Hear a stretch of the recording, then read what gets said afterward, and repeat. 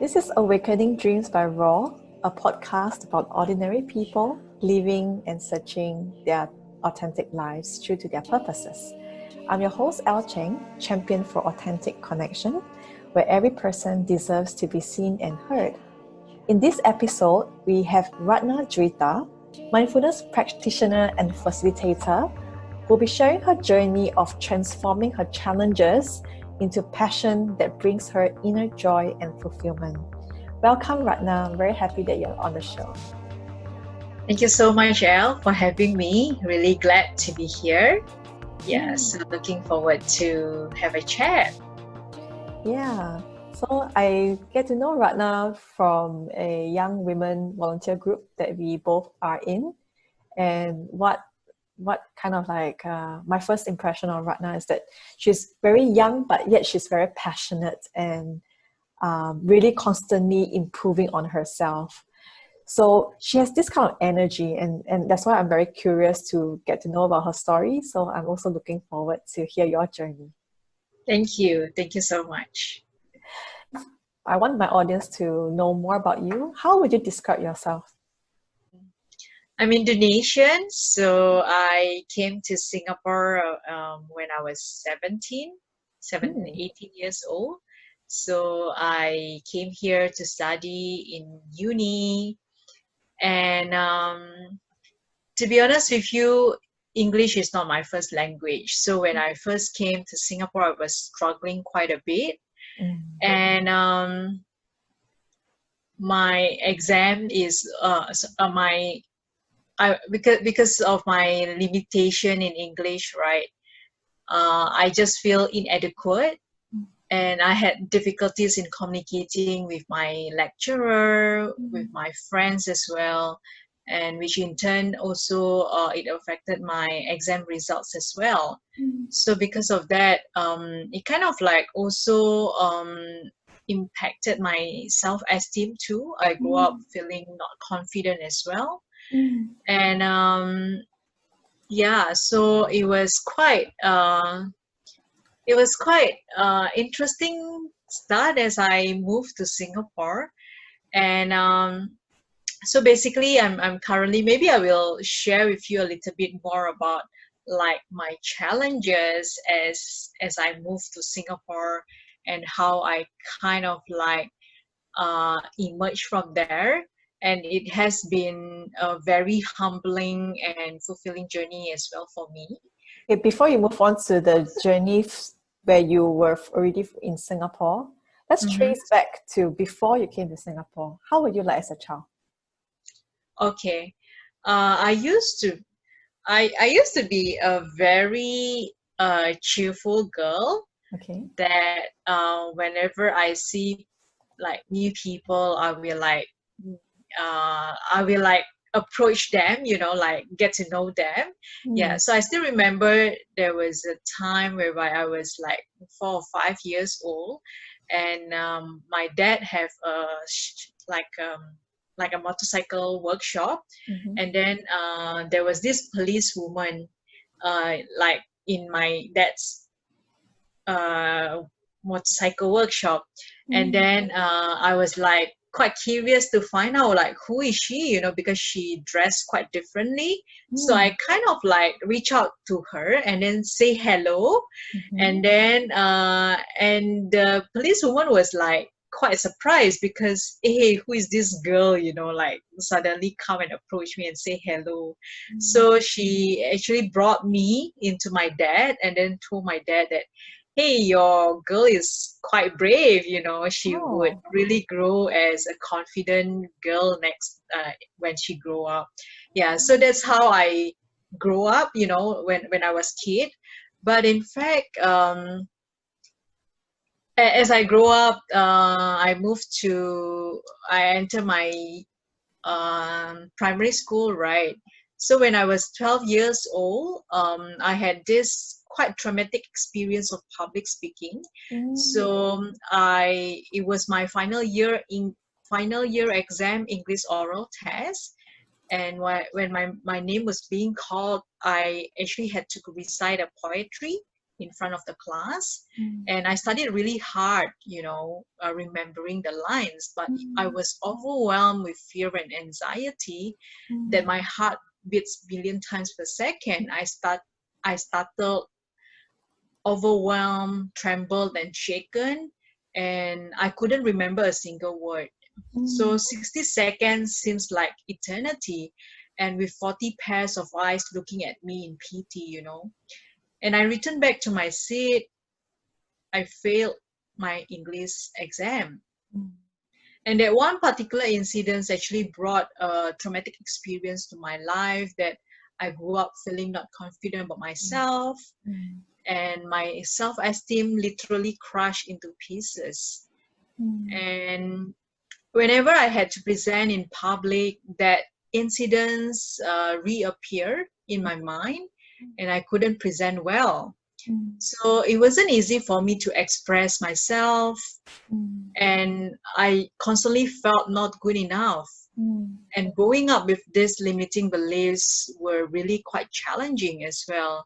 But I felt guided to kind of like follow these inner empowering voices that push me out of my comfort zones. So when there were opportunities to speak in public, like hosting events or doing presentation, I would volunteer myself, despite of the fear. It was like, my mind and body was not very in sync. You get what I mean? Like I raised my hand, but my mind was like what are you doing? Yeah. So I had this inner conflict within myself. But I realized that being vulnerable to such nerve-wracking experience was definitely not easy. And many times I would like to kind of like give up, but I didn't. But I realized also that little small courageous actions helps me to build some confidence as well. So when I was 18 years old, I migrated to Singapore and then kind of like continue my degree. My exam result was kind of like at the borderline because of my limited English. Um, but after graduated, I kind of like joined this training and consulting firm to do like a marketing role. Didn't I know that I had to present in public? So my stage then, right, was at large as like Suntec Convention Center. So you Wow. can imagine how big is the audience, right? And it's quite terrifying experience, in fact. And because of that, I kind of like committed to overcome my fear of public speaking. So I took up a public speaking training. It helped me to overcome my speaking anxiety, and eventually won several public speaking competition. Wow. Yeah. So from there, I become a bit more confident in like, hosting events like weddings to corporate events to even facilitate trainings. So uh, for for a shy girl like me who has traumatic experience of public speaking, it was kind of like such a huge milestone, and also a very humbling experience for me as well. So I could never imagine myself doing such thing that I did, that I'm currently doing as well. And yeah, so it was quite humbling as well as very fulfilling journey for me as well. Yeah. That's a very courageous story that you shared. I'm curious because you mentioned 12 years old, had a traumatic experience. So you had a very, very low self-confidence. And this continued on, right? Like, 18 years old, you came to Singapore. Your English was, the results was poor. Yep. What made you choose to come to Singapore when you were already traumatized with English speaking, and you know that coming to Singapore, everything is in English? Was it your own choice? Yep. It was my own choice because I have always been wanting to study in Singapore, and Yeah, so it was kind of like conscious decisions to Mm. really move here. So yeah, because I wanted to kind of like explore a different countries as well, Mm. and also yeah, to experience a different kind of like culture, Mm. meeting different kind of people as well. So I kind of like know that there will be some challenges that I will face when I move to a different country. Yeah, but I guess I just need to kind of like deal with such challenges along the way, right? Mm-hmm. Yeah, so Okay. You mentioned about listening to the inner empowering voice despite the fear. When did this voice start to appear? Was it there all along, or you had to have a journey to start to discover this voice and listen to it? um, this we always have these two voices in our head, right? So the empowering one and the disempowering one. And sometimes, many times, the disempowering one can be quite overwhelming.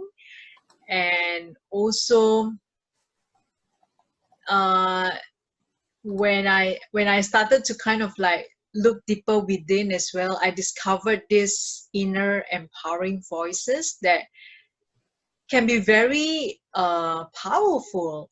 And a lot of times when I wanted to kind of like, follow these empowering voices, it takes lots of courage as well. And it takes a lot of vulnerability to be able to really expose myself into such, emotional exposures, which I'm really feel so afraid of doing that, yeah. But I guess it I don't know. I just feel right. I realized as well during my journey, this mindfulness practice helps me tremendously as well. In like, for example, in such experience of like doing such hosting events or doing presenting in front of people and all that. So Mm. it really helps me to kind of like overcome my speaking anxiety and fear of public speaking, instead of rehearsing about the past traumatic experience of thinking about what could go wrong in a presentation. Mindfulness practice helps me to be really fully present with my anxiety and making friends with them, allowing it to be present with curiosity and care. So yeah, it has this mindfulness practice has been tremendously transformational for Mm. me. Mm. And because of that also I become passionate as well in kind of like also helping to facilitate these sessions to people as well, to help them overcome their anxieties, and also helping them to also discover that inner empowering voices within themselves, and helping them to raise above whatever they are going through, their Mm. challenges and whatever it is, to be able to have that inner strength to um the inner strength to be able to overcome whatever comes along. Yeah. So yeah, that's how powerful mindfulness practice it is for me. Yeah. Can you describe and give an example, a real life example of yourself where Mhm. in a scenario you have, what does a disempowering voice sound like? And what does an inner empowering voice sound like? Okay. Like, for examples, when there is any opportunities to kind of like maybe host events or doing some presentation, Mm-hmm. so my these empowering voices would tell me that, hey Ratna, you are not good enough, Mm. do you remember, that time whereby you fail your exams, are you going to repeat that again? Mm. So that was like the disempowering voices.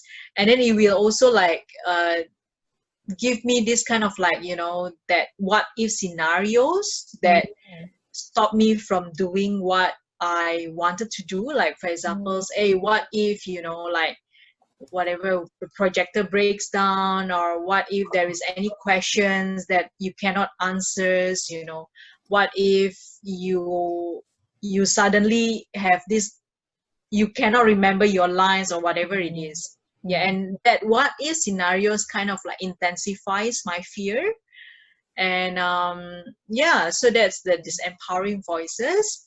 And the empowering voices on the other hand is something like, hey Rana, you can do it, I know it's kind of like quite scary for you, but yeah, just do it, yeah, just take this as an opportunity for you to grow, and at the same time to also build your skills. Yeah, so yeah, that's how the empowering voices sounds like lah. Yeah, Okay. so it kind of like interesting as well to be able to follow which voices. Yeah, because it's very easy for us to be able to just follow the disempowering voices, and that's it, right? And yeah, when we kind of like when I and also I realized that when I choose to follow that empowering voices, it just helps to empower me, and it helps me to grow even better as well. So yeah, even though it can be really very scary, and a lot of times I just like, like when I'm on stage, I just question myself like, hey Rana, what did I get myself into, and it can be quite scary. Yeah, but I guess I kind of like uh making friends with the speaking anxiety itself. It's scary, but hey, I know that this anxiety is there to kind of like help me or save me, from danger or threat. Yeah, that's the fight and flight kind of, functions of our anxiety, right? But knowing that, hey, that's probably, it's there because I know that this presentation or this thing is very important to me, and I just wanted to do well. So from then on, I kind of like transfer that anxiety feelings into excitement, because the feeling itself, it's kind of like similar. So when I'm able to transfer that, when I'm able to shift that anxiety into excitement, it helps me to kind of like, tapping into that inner strength within me to be able to really perform and present better as well. Run me through the whole mindfulness process. So it sounds like you mentioned, actually the first voice that comes is the disempowering voice. And does it mean that you need to go through mindfulness, then you can hear your inner empowering voice? So basically, the mindfulness practice kind of like helped me to just be more in tune that, hey, I have this empowering and disempowering voices, which one that I wanted to choose. So it's become more apparent to me to see that, that inner chatter that is happening there, and having that pause to be able to decide, which voices I wanted to follow. Yeah. Great. So mindfulness practice helps me to be able to create space to have the power to choose which voices that I wanted to follow. Okay. Yeah. Yes, so the mindfulness is there for you to help you to, instead of reacting to the disempowering voice, it kind of like put a space in between, and then you're clearer which one is an inner empowering, which one is the disempowering voice, and then you get to choose. And with that, with the mindfulness practice, it's very clear that you choose empowering voice, despite the fear is still there. Yeah. Right. Yeah. Tell me about, how do you transfer the nervousness to excitement? What do you do? Okay, so before, I have a set of like rituals that I always do. whenever before I go on stage or before I do my presentation, before I host events and all that. So I have a few rituals that I did. Uh, so basically before all this engagement, right, I will like go to my favorite place, which is a restroom. So I do these rituals in the restroom. So Okay. I do a few rituals. The first one is that I will do some breathing exercise, to just feel my body and knowing that where is my anxiety resides. And then after that, I will take a few deep breathing, because as I take a deep breathing, it helps me to ease my anxiety and tensions as well. And then after that, I will kind of like do, you heard about Power Pose by Amy Cuddy? No? Okay, so basically Amy Cuddy, right, shared about Power Pose, some of the pose that can help us to feel confident about ourselves. So this Power Pose is like, basically it's like an open gestures pose, like a Wonder Woman pose, and or like that. Okay.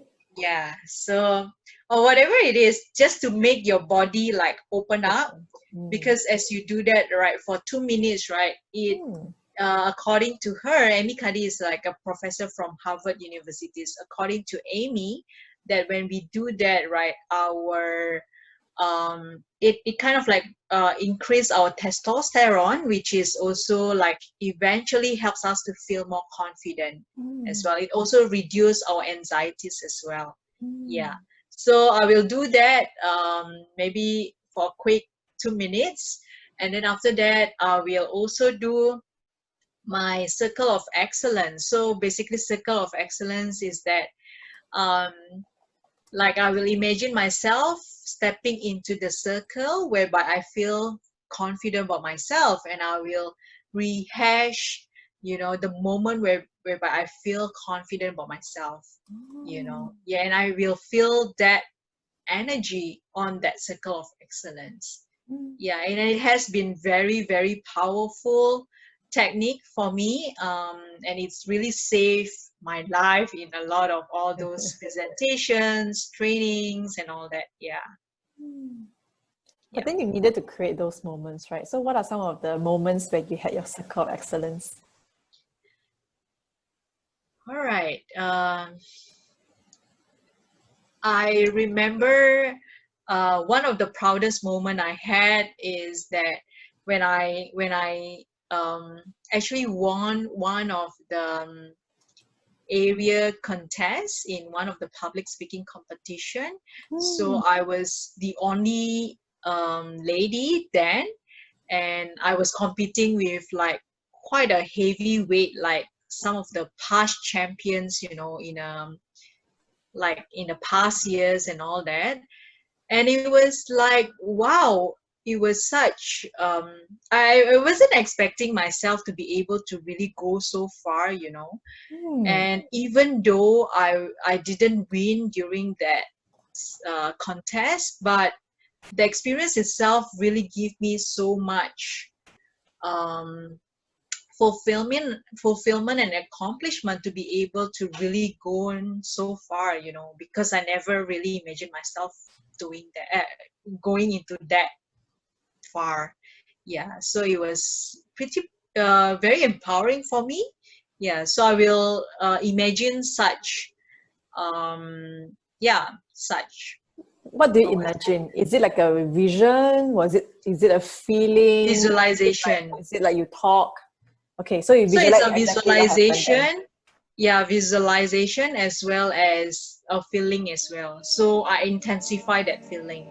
Yeah, because I think our mind cannot really differentiate what is the imagination and what is real. So by just doing that visualization itself, it really helps me to create that kind of emotions very in just like a few seconds. Yeah. Oh,